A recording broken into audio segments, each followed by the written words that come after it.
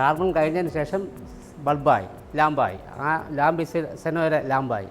ഇപ്പോൾ ലാമ്പിലായി. അങ്ങനെ ലാമ്പിലാണ് പോയിക്കൊണ്ടിരിക്കുന്നതും. അത് കഴിഞ്ഞിട്ടാണ് സാറ്റലൈറ്റ് ആയത്, UFO ആയത്. ഈ ഫിലിമിൽ കിട്ടുന്ന ക്വാളിറ്റി ഇനി ഒന്നിനും കിട്ടും. പക്ഷേ ഫിലിമിൻ്റെ ക്വാളിറ്റി എന്ന് വെച്ചാൽ ഇപ്പോൾ കാർബണാണ് ഉപയോഗിക്കുന്നത്, കാർബൺ കൊള്ളില്ല. കാർബൺ എല്ലാം ഡ്യൂപ്ലിക്കേറ്റ് ആയിട്ട് അത് 5 മിനിറ്റ് വേണം കത്തിത്തീരെ. അത് നമ്മൾ 1-4 ബട്ടൺ വയ്ക്കുന്ന റെക്ടിഫയർ എന്ന സാധനമാണ്. ഇപ്പോൾ വാൾട്ട് കൂട്ടാനും കുറയ്ക്കാനും അതിന് നമ്മൾ 3-4 ബട്ടൺ വെച്ച് കൂട്ടി കഴിയുമ്പോൾ അവിടുത്തെ ആൾക്കാർ ചുമ്മാ ഇരിക്കില്ല. കാരണം ഇത് അണഞ്ഞും കത്തിയല്ലേ ഇരിക്കുന്നത്. കാർബൺ നന്നായിരുന്ന കുഴപ്പം വരില്ല. അതാണ് ആൾക്കാർ മുക്കാലും പഠിച്ചത്.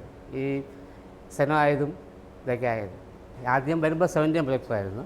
അന്ന് ചീഫ് ഓപ്പറേറ്റർമാർ പറഞ്ഞു തരും. ഇപ്പോൾ ഇത് ആ സിസ്റ്റം തന്നെയാണ് ഇപ്പോൾ ഇരിക്കുന്നത്.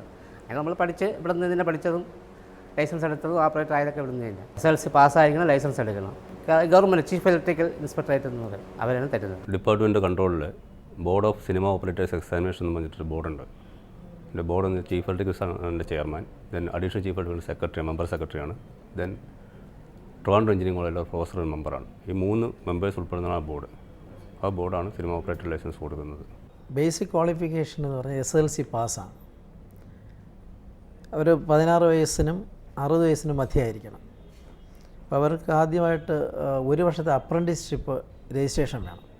അത് ഏതെങ്കിലും ഒരു സിനിമാ തിയേറ്ററിൽ ഇപ്പോൾ എല്ലാ വർഷവും ജനുവരി 1 മുതൽ മാർച്ച് 31 വരെയുള്ള കാലഘട്ടത്തിനിടയ്ക്ക് രജിസ്റ്റർ ചെയ്യണം. അത് രജിസ്റ്റർ ചെയ്ത സർട്ടിഫിക്കറ്റ് ഡിപ്പാർട്ട്മെൻറ്റിൽ നമ്മൾ നൽകും.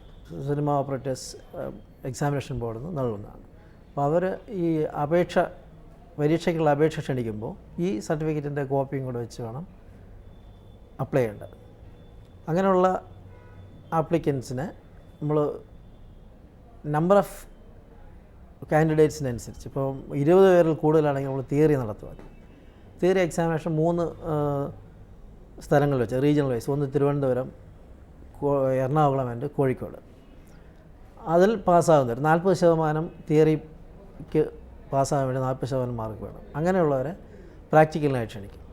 ആ പ്രാക്ടിക്കൽ എക്സാം നടത്തുന്നത് സർക്കാർ തലത്തിലുള്ള നമ്മുടെ KSFDCയുടെയൊക്കെ തിയേറ്ററിൽ വെച്ച് ആണ് പ്രാക്ടിക്കൽ പരീക്ഷ നടത്തുന്നത്. അതിൽ വിജയിക്കുന്നവർക്കാണ് നമ്മൾ ലൈസൻസ് പെർമിറ്റ് നൽകുന്നത്. ചെയ്യുന്ന ജോലിയെപ്പറ്റി ഓരോന്ന് ടെസ്റ്റ്, നമ്മൾ സാധാരണ ടെസ്റ്റ് പോലെ ഓരോ ടെസ്റ്റ് ചോദിക്കും. അതിന് നമ്മൾ പാസ്സായതിന് ശേഷം പിന്നെ നമ്മൾ പടയിട്ട് ഏതെങ്കിലും തിയേറ്ററിൽ വെച്ച് ടെസ്റ്റ് നടത്തും. നമ്മളെ വിളിക്കും. നമ്മൾ അതിൽ പാസ്സായെങ്കിൽ വിളിച്ചെങ്കിൽ നമ്മൾ അതിൽ പടയിട്ട് അവർ പറയും. പടയിട്ട് കാണിച്ചു കൊടുക്കാനും അതിനൊക്കെ ചോദിക്കും. അങ്ങനെ നമ്മൾ പറഞ്ഞു കൊടുക്കണം. അത്രേ ഉള്ളൂ. അതിൽ പാസ്സായി കഴിഞ്ഞാൽ ലൈസൻസ് കിട്ടും. എല്ലാ തിയേറ്ററിലും ഒരു സിനിമ ഓപ്പറേറ്റർ സിനിമ ഓപ്പറേറ്റർ ഉണ്ടാവണം എന്നുള്ളൊരു നിർബന്ധമാണ്. ഞങ്ങളിപ്പോൾ സിനിമ ഓപ്പറേറ്റർക്ക് സിനിമ തിയേറ്ററുകാർക്ക് ഞങ്ങളുടെ സർട്ടിഫിക്കറ്റ് കൊടുക്കണം, D സർട്ടിഫിക്കറ്റ് എന്ന് പറഞ്ഞിട്ട്. ആ D സർട്ടിഫിക്കറ്റും കൂടി വെളിച്ചത്തിലാണ് ഈ ലോക്കൽ ബോഡിയിൽ നിന്ന് അവർക്ക് സിനിമ റൺ ചെയ്യാനുള്ള ലൈസൻസ് കിട്ടുന്നത്. അപ്പോൾ അതിനകത്തൊരു പ്രീ റിക്വസ്റ്റാണ് ഒരു ക്വാളിഫൈഡ് ആയിട്ടുള്ള സിനിമ ഓപ്പറേറ്റർ ഉണ്ടാവണമെന്നുള്ളത്. പല C ക്ലാസ് തിയേറ്ററുകളെല്ലാം അടച്ചു പൂട്ടലിൻ്റെ ഭീഷണി ഒരുപാടെണ്ണം അടച്ച് പൂട്ടിക്കഴിഞ്ഞു. അപ്പോൾ അങ്ങനെ വരുമ്പോഴത്തേക്ക് കുറേ പേര് ജോലി ഇല്ലാതെ വരുന്നവരുണ്ട്. അപ്പോൾ അതിലുള്ള അട്രാക്ഷൻ കുറഞ്ഞതായിട്ട് അവർക്കൊരു തോന്നലുണ്ട്.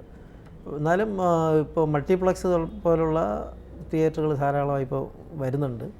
അപ്പോൾ അതിനും നിലവിലുള്ള സിനിമ റെഗുലേഷൻ റൂൾ അനുസരിച്ച് സിനിമ ഓപ്പറേറ്റർ ലൈസൻസ് അത്യാവശ്യമാണ്.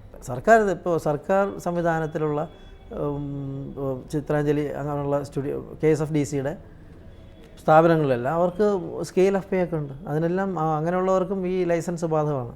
ഇങ്ങനെ ലൈസൻസ് ഉള്ളവരെ മാത്രമേ അവരുടെ സിനിമ ഓപ്പറേറ്റേഴ്സായിട്ട് നിയമിക്കാൻ പാടുള്ളൂ.